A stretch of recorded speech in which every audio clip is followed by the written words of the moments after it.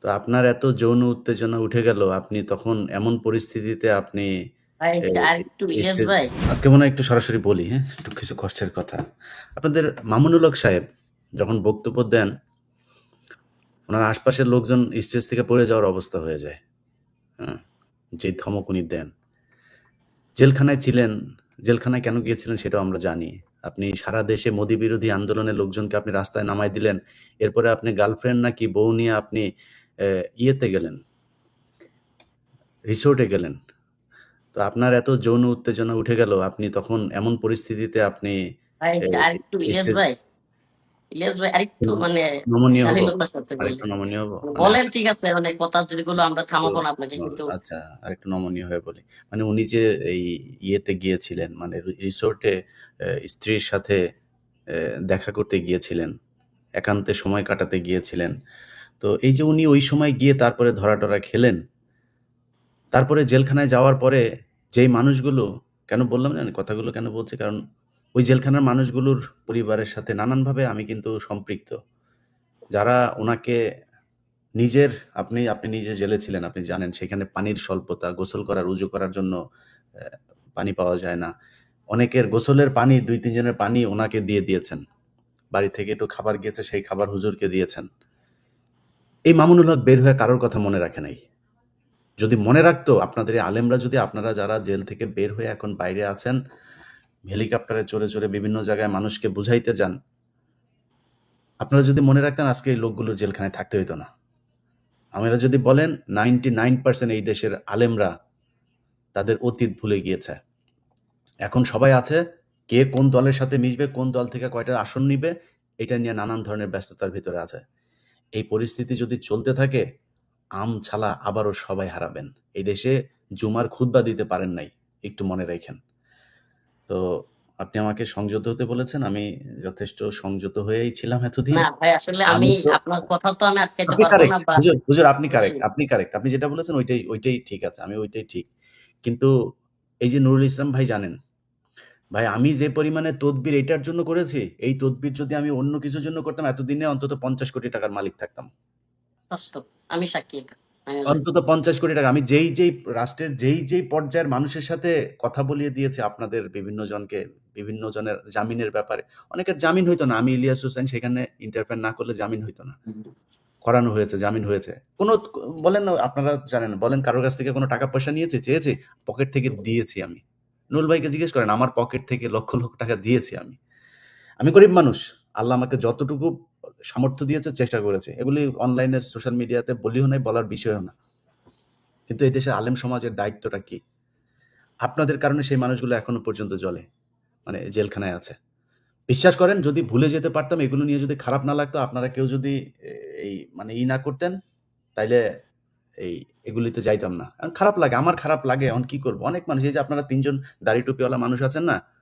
আমি যেখানে বসে আছি, এখানে বসে আপনাদেরকে নিয়ে কথা বলতেও অনেকে না করেন। ভাই আলেমদেরকে আপনি আপনার YouTube চ্যানেলে আইনা খায়া ফেলবে। আরে ভাই আমি দুনিয়ায় ১ সেকেন্ড বাঁচতে পারব না আল্লাহ না চাইলে। কত এসব বিপদ আল্লাহ কত বিপদ দিয়েছেন, আল্লাহ সেটা কাটিয়ে দিয়েছেন। তো এগুলো নিয়ে কেয়ারও করি না। কিন্তু কথা হইলো যে আপনি আলেম, আপনার আরেকজন আলেম সহকর্মীকে আপনি সহযোদ্ধাকে আপনি জেলখানায় রেখে আসলেন। আপনার ইচ্ছা করেন ওই মানুষটা জেল থেকে বের হোক? যদি সত্যি হয় আমি যেকোনো জঙ্গিবাদের বিরুদ্ধে। কেউ যদি আসলেই জঙ্গি হয়ে থাকে তাহলে বিচার করেন। এই যে নুরুল ইসলাম ভাই কথাগুলো বলল, ভাই নতি হারিয়ে গিয়েছে সেজন্য সে জেলে। এই যে ফেনীর ঘটনা, এখন জানে যে ফেনীর ঘটনাটা এখন কোর্টে উঠলেই সেটা হয়ে যাবে। প্রতিটা ঘটনায় ম্যানুয়ালি অ্যাটর্নি জেনারেলকে বলা লাগে, উনাকে বলা লাগে, উনাকে কেন বলা লাগবে কেন রে ভাই? আপনি সেই মানুষগুলির রক্তের উপর দাঁড়িয়ে তারপরে আজকে আপনি এই চেয়ারে বসেছেন। জীবনে কোনদিন আপনি আইন উপদেষ্টা হইতে পারতেন। জীবনে আপনি জাজ হইতে পারতেন। যেই জায়গায় আপনারা আছেন, ভুলে গেলেন। তো এইজন্য খারাপ লাগে ভাই। কিছু এই যে আমি যখন মানে আসিফ নজরুলকে নিয়ে যখন কথা বলি, এমনিতেই তো আসিফ নজরুলের বিরুদ্ধে যাইনি। ভাই ৫ তারিখের পর থেকে বারবার তাকে বলা হয়েছে যে, "স্যার আপনি এই লোকগুলিরে ছেড়ে দেন।" আরে যেই কন্ডিশনে বলেন, যে ভাই বললেন, "যেকোনো কন্ডিশনে পাসপোর্ট রাখবেন, দেশে যাইতে পারবে না, এই জেলা থেকে ওই জেলায় যাইতে পারবে না, এই হাসপাতালে ভর্তি হইতে পারবে না, যেই কন্ডিশন আপনার ইচ্ছা হয়, এই কন্ডিশন দিয়ে আপনি জামিন দেন তারে। কোনো সমস্যা নাই। মুচলেকা লাগবে, কারোরে আপনি আটক রেখে করবেন, সমস্যা নাই, করেন। যেকোনো পদ্ধতিতে জামিন দেন। মামলাই উঠায় না, জামিন তো বহু দূরের কথা।" এইভাবে চলছে এই দেশ। তো আমি ইয়ের কাছে রফিকুল ইসলাম ভাই আপনার কাছে আপনি আলেমদের রিপ্রেজেন্ট করবেন আজকের এই অনুষ্ঠানে। আপনাদের আসলে মানে মানে ঘুম হয় কিনা এটা একটু জানতে চাই। আসসালামু আলাইকুম ওয়া রাহমাতুল্লাহি ওয়া বারাকাতুহু। إن الحمد لله نحمده ونصلي على رسوله الكريم أما بعد قال الله تبارك وتعالى في كلامه المجيد وفرقانه الحميد أعوذ بالله من الشيطان الرجيم بسم الله الرحمن الرحيم وقاتلوهم حتى لا تكون فتنة ويكون الدين كله لله صدق الله مولانا العظيم প্রিয় ভাই সাংবাদিক ইলিয়াস হোসেন, আপনাকে আন্তরিক মোবারকবাদ ধন্যবাদ জানাই। আহ, আরো ধন্যবাদ জানাই, শুক্রিয়া জ্ঞাপন করি যে আপনি আমাদেরকে কথা বলবার জন্য ডেকেছেন, আমন্ত্রণ জানিয়েছেন, সেজন্য। আমার দুই আজকের অতিথি মেহমান, তাদেরকেও অভিনন্দন। আহ, আমার ভাই আসিফ আদনান এবং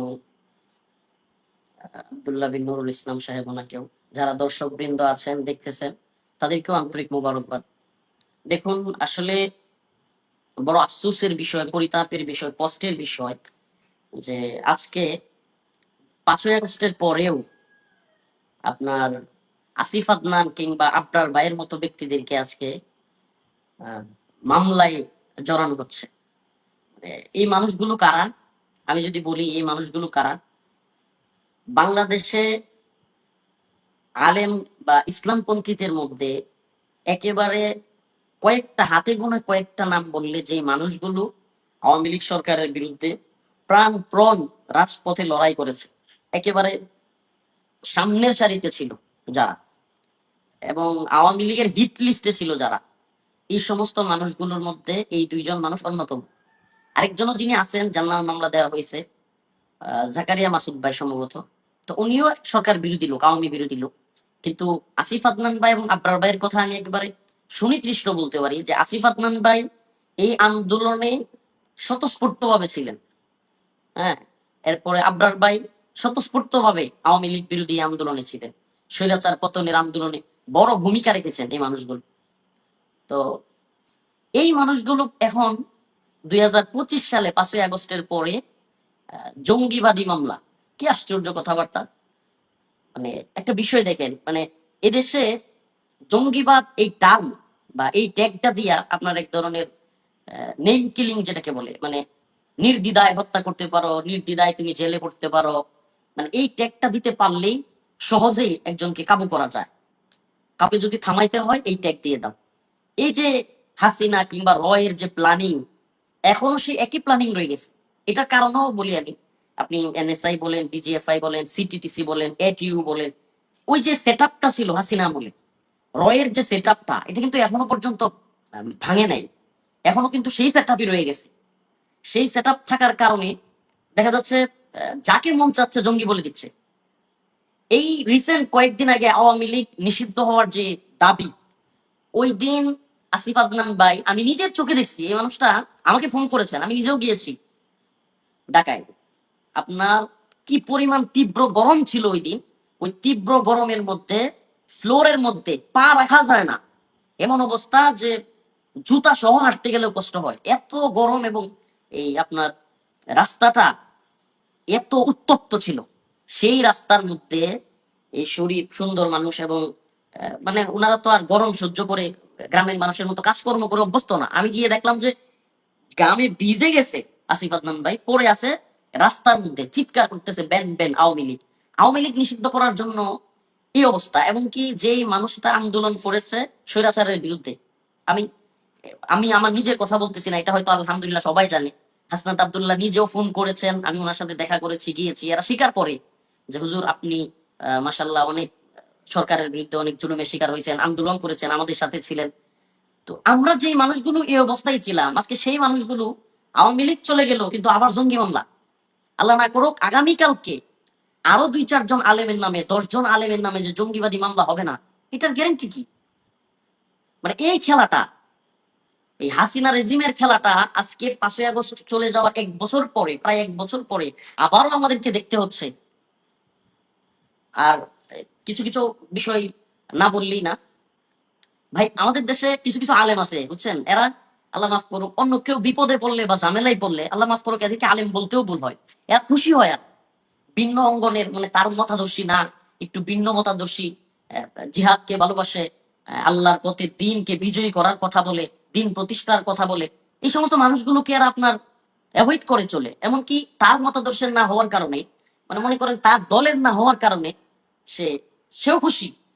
আমি আমার কথাই বলি, আল্লাহ মাফ করুক, আজকে যারা আসিফ আদনান কিংবা রেজাউল করিম আবরার ভাই জঙ্গি মামলা হয়েছে এই বিষয়টাকে সিরিয়াসলি নিচ্ছেন না, তাদেরকে স্মরণ করিয়ে দিই।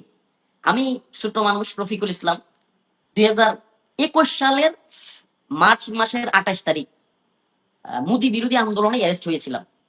আমি 4 ঘন্টা মতিঝিল থানায় এবং পল্টন থানায় আটকে রেখে 4 ঘন্টা পর আমাকে ছেড়ে দেওয়া হয়। এর ঠিক আপনার 8 দিন পর, মানে 1 সপ্তাহ পর, আবারও 6 এপ্রিল আমার বাড়ি থেকে আমাকে তুলে নিয়ে যায় র্যাব। মানে 1 সপ্তাহ ব্যবধানে 2 বার আমাকে গ্রেফতার করা হয়েছে আওয়ামী লীগ আমলে। এবং কি এদেশে অনেক বড় শায়েক মাশায়েক, হেফাজতের অনেক বড় নেতা, জামাতের অনেক বড় নেতা, বা এই সময় অনেক নেতা ছিল, তাদের মধ্যে আলেমদের মধ্যে প্রথম গ্রেফতার হয়েছিলাম আমি। তো আমি যখন গ্রেফতার হই, আমার এখন স্পষ্ট মনে আছে, গাছা থানায় একজন সম্ভবত গোয়েন্দা সংস্থার কোনো কর্মকর্তা হবে, সে বলতেছিল, হুজুর বলেন তো আপনাকে সর্বপ্রথম কেন গ্রেফতার করা হয়েছে। আমার তখন মানে একেবারে কোট করতেছি, আমার এখন স্পষ্ট মনে আছে। আমি বলছি যে মানে কেন বলেন তো, মানে আমিও কৌতূহলী বশত জবাব দিলাম, আমি জানতাম ওরা কি বলবে। বলতেছে, হুজুর আপনাকে দইরা আমরা একটু টাচ করতেছি, আপনাকে দইরা টাচ করে দেখতেছি যে হুজুররা কি বলে। যদি হুজুররা ওয়াল্লাহি, মানে একেবারে আল্লাহ মাফ করুক, আমার কথা বিশ্বাস করবে জানি, আপনারাও বিশ্বাস করবেন, বা যারা শুনতেছে অডিয়েন্স, দর্শক শ্রোতাও, একেবারে আমি মসজিদের মধ্যে লাইভে আছি, মসজিদে বসে, আমার মাদ্রাসা মসজিদে, মানে ওই কথাটা ওই গোয়েন্দা সংস্থার লোক বলেছিল যে হুজুর আপনাকে ধরে আমরা টাচ করছি, যদি বুঝি যে তেমন কোনো ইয়া হচ্ছে না, তাইলে আমরা সবাইকে ধরব।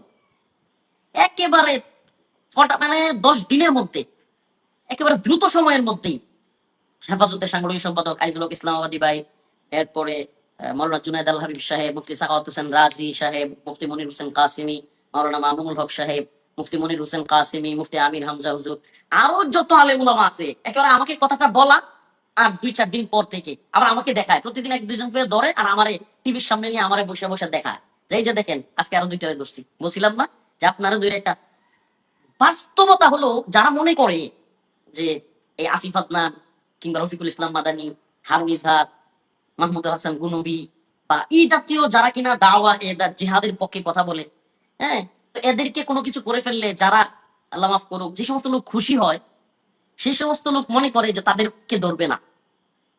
আরে ভাই, আমরা, আমেরিকা বলেন, ভারত বলেন, এই পশ্চিমারা কিংবা ভারতের শত্রু আসিফ আদনান কিংবা রেজাউল করিম আবরার না।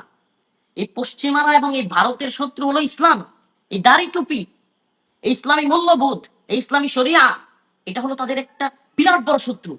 এটা তাদের এজেন্ডা যে আমরা প্রথমে জঙ্গিবাদ বলে ধরবো, তারপরে মৌলবাদ বলে ধরবো, তারপরে রাজাকার বলে ধরবো, একটার পর একটা ট্যাগিং দিব আর এই ইসলামপন্থীদেরকে ধরবো।